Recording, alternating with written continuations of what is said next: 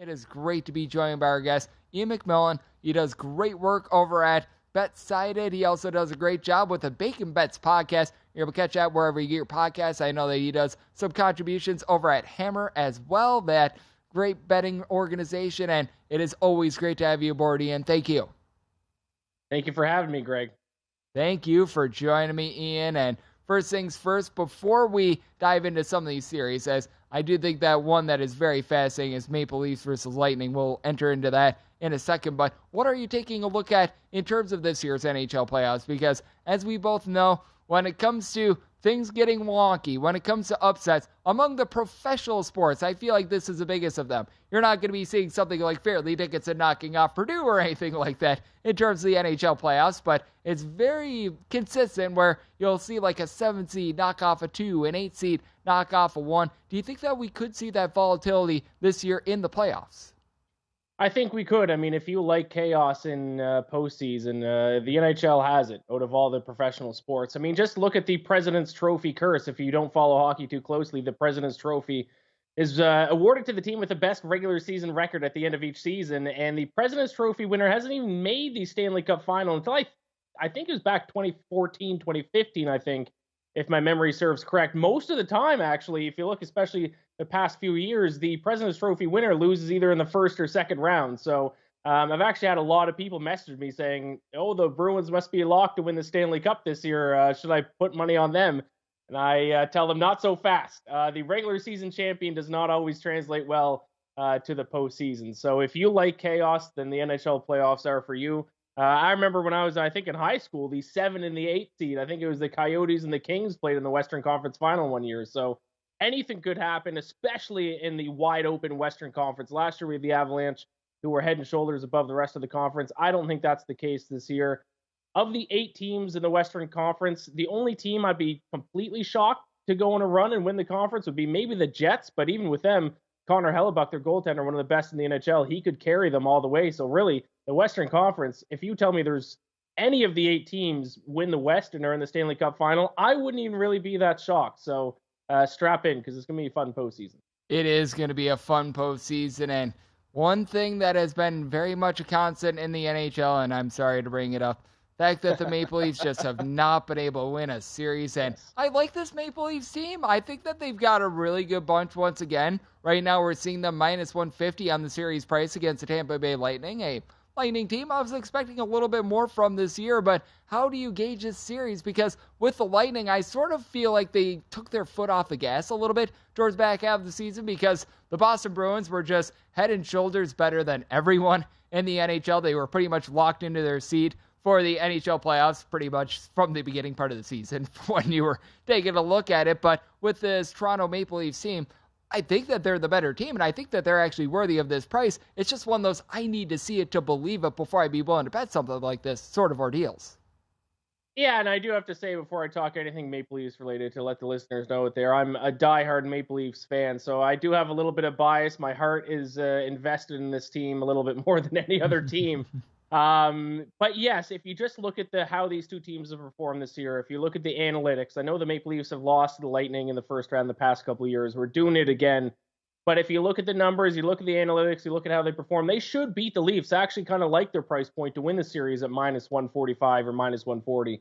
But then again, you got to look at their history. This is a team now, especially with this group of players, who they know they haven't won in the first round with this group. And we've seen it time after time the past few years. It's weighed on them. Just a couple years ago, they're up 3-1 in the series against the Montreal Canadiens, who we see where they're at in the standings right now. That Montreal Canadiens team was not good, but they got in their own head. They lost 3 straight games, lost the series last year against the Lightning.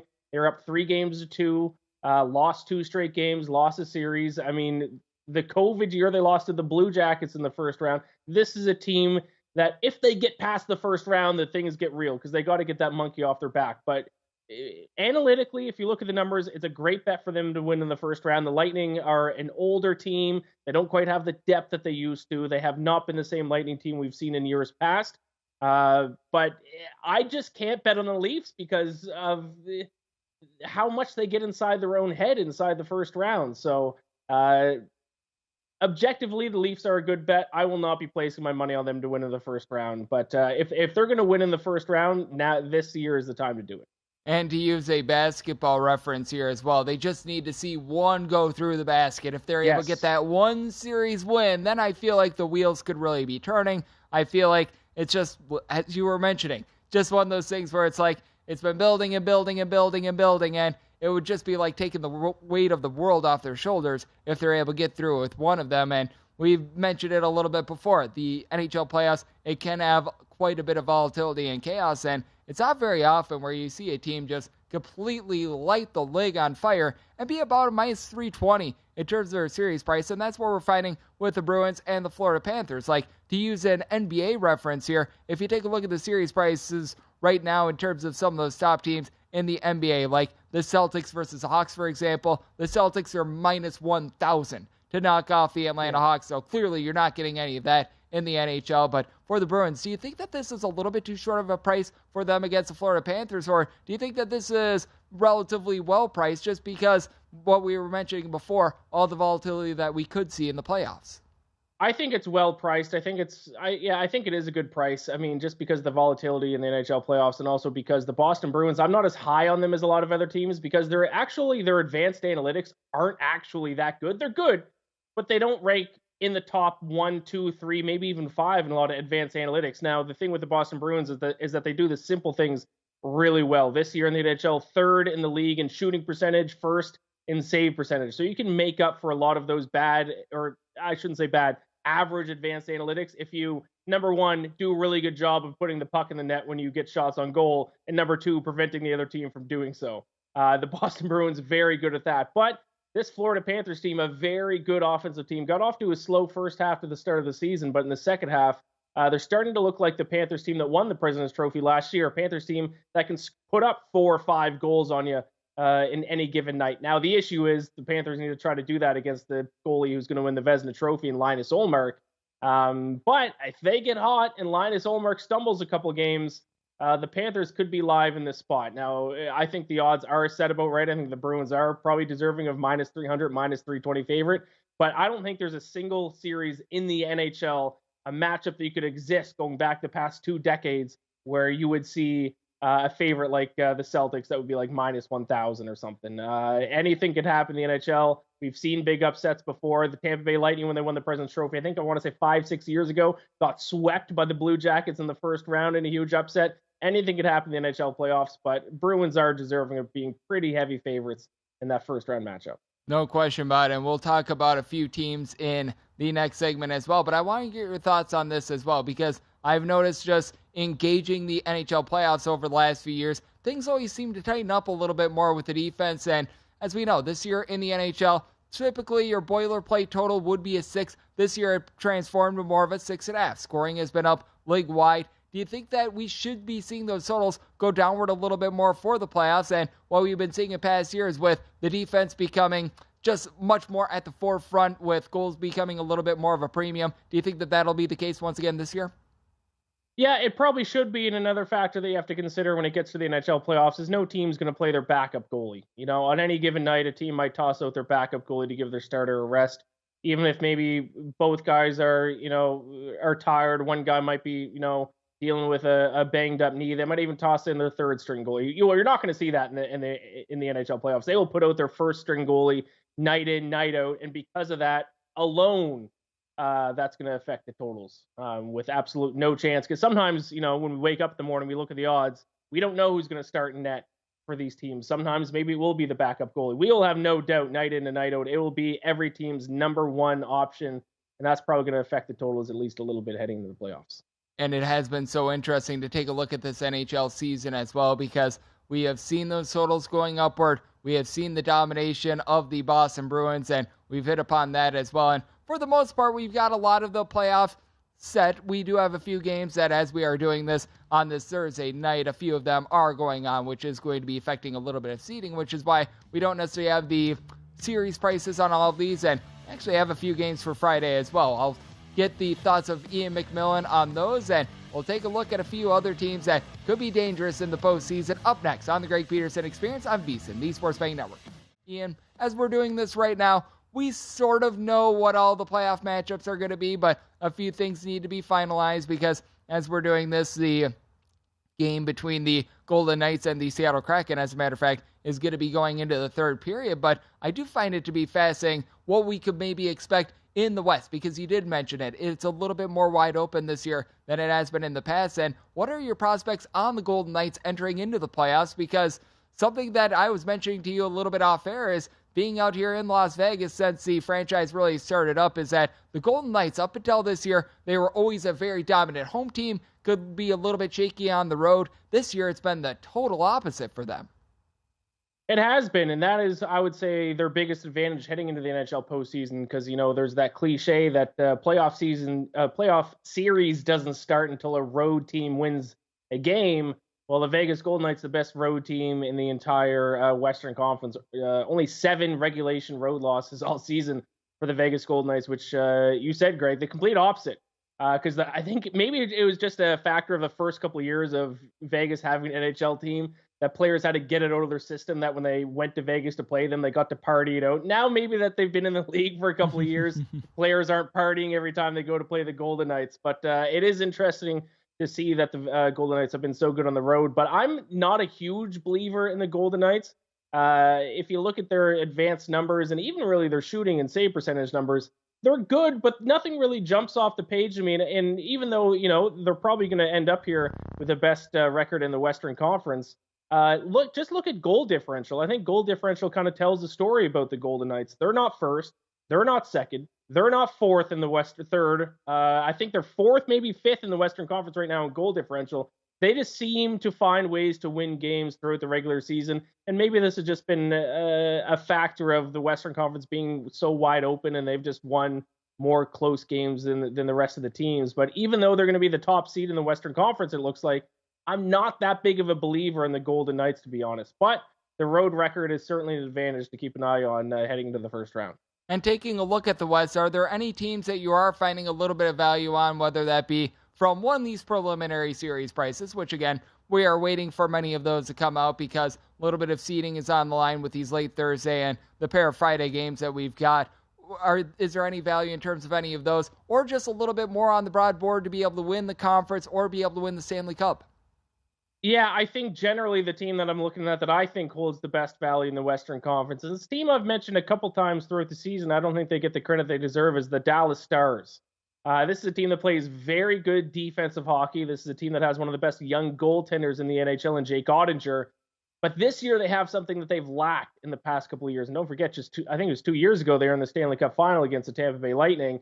And that is offense. They have found ways to put the puck into the back of the net. You look at goal differential. I brought that up earlier with the Vegas Golden Knights. The Stars lead the Western Conference in goal differential, plus 67 as of right now. And they do get a pretty favorable matchup in the first round. Obviously, we need to see what happens with the Avalanche tomorrow night. I'm assuming the Avalanche will win, which will give them the top seed in the Central Division. That means the Stars would get to host the Minnesota Wild, which I think is a pretty favorable matchup. I think they can match them defensively, but I think the Stars are a much better offensive team than the Minnesota Wild. So pretty favorable first round matchup for them as well. So if you look at the Dallas Stars, if we want to look at first round series, if we want to look at them to win the West, if we want to even sprinkle on them to win the Stanley Cup, I think of all teams in the Western Conference, that's a team to keep an eye on. People are talking about the Avalanche. People are talking about the Oilers. People are talking about the Golden Knights. I think quietly the Dallas Stars are a team to keep an eye on. I do think that with the Stars, they've always been able to be one of the best defensive teams in the NHL as well. So I agree with you on that front. And you did mention the fact that there are a pair of games that are going on in the NHL on Friday. You've got the Colorado Avalanche going up against the Nashville Predators and the Buffalo Sabres going up against the Columbus Blue Jackets. No doubt about it, it's a relatively thin slate, and a lot has been relatively decided in terms of the NHL playoffs. I think that the Avalanche are able to fight for a little bit of seeding in this game against the Nashville Predators. Is there any sort of angle with regards to either of these two games, or are these a little bit more stayaways just given the fact that they are the last 2 games of the regular season, and sometimes when you get games like this, wonky things can happen?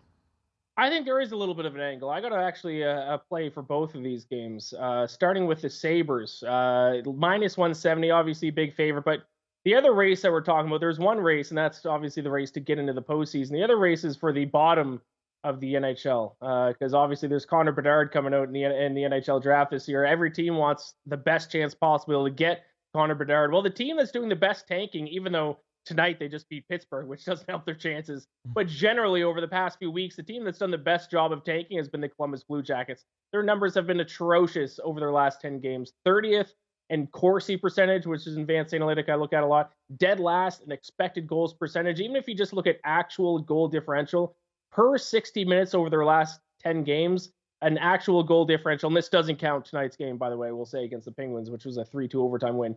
But before tonight, minus 2.97 goals per 60 minutes of play. That's some pretty bad hockey. So you do got to lay some juice there on the Sabres tomorrow against the Blue Jackets. I think it's worth it, especially after tonight. The Blue Jackets aren't going to want to win a game and hurt their chances to get Bedard even more. So I'll take Sabres minus 170. And if you can find 5.5 for the total between the Avalanche and the Predators, I think there's some value there as well. Predators haven't allowed a ton of goals lately, but that's a big reason for that is Husi Saros, their goaltender, has been playing extremely well as of late. Because if you look at their expected goals per 60 minutes over that stretch, 3.42. That's almost a goal and a half higher than their actual goals against. And now the last game of the season, a meaningless game. I don't know, and this is not confirmed. I haven't read anything, but I would be shocked if they dress Husi Saros. This is the goaltender who's gotten more work, I think, than any other starting goaltender in the NHL. This is a meaningless game for them. Even if he does play, I mean, this is a team that has not been playing well defensively whatsoever. There are some 5.5s available out there. The Avalanche need to score. They got to do their best to try to lock up the top spot in the Central.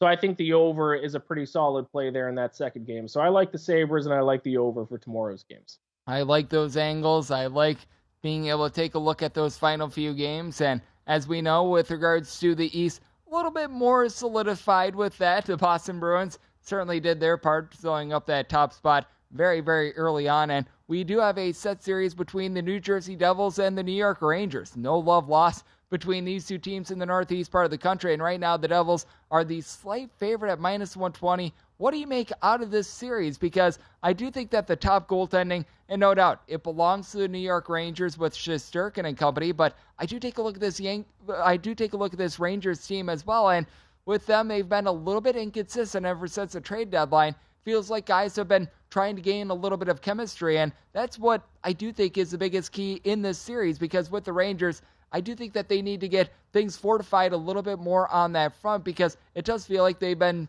sort of out of sorts the last few weeks. Yeah, they have been a little bit more inconsistent. Goaltending advantage definitely goes towards the Rangers. One factor that I will say about the Rangers that I think is a significant advantage in this series, though, as well, is playoff experience, because now that we're at the end of the regular season, it seems silly to bring it up or even remember it, but people forget nobody expected anything from this Devils team. This is not a Devils team that was supposed to be this good this year. They haven't been in the playoffs the past few years. This is a very young group of players, and there's the cliche, you got to learn how to lose before you learn how to win. Well, the Rangers team that has been in the postseason the past couple of years, that made a little bit of a run last year, they've learned how to lose. They have that core that, yes, has been a little bit inconsistent, but now they have the playoff experience going up against a group of guys that really don't have a lot of playoff experience in the New Jersey Devils. So that's something to keep an eye on as well. And with Igor Shesterkin, I will say he is getting hot at the right time. He did not live up to his previous season's expectations this year through the first probably 3 quarters of the season. But you look at his save percentage numbers dating back to the start of March or maybe even mid-March, Igor Shesterkin is playing the best hockey that he's been playing all season. This is a dangerous team, and no team in the playoffs wants to face an Igor Shesterkin at this point with how well he's been playing. So I do like the Rangers in that one. I think the Devils are a great core of players. I think they're giving their fans a lot to look forward to the next couple of years. They had a great regular season. I don't fully trust them in this spot. I just think they need a little bit more playoff experience to go up against a team as talented, a team with as good of a goaltender, a team that's as experienced as the New York Rangers. And as we know, goaltending, you just get a hot goalie at the right time. We've already seen Shesterkin do that just a year ago. That is massive. Go to VSiN.com/subscribe to become a VSiN Pro subscriber today.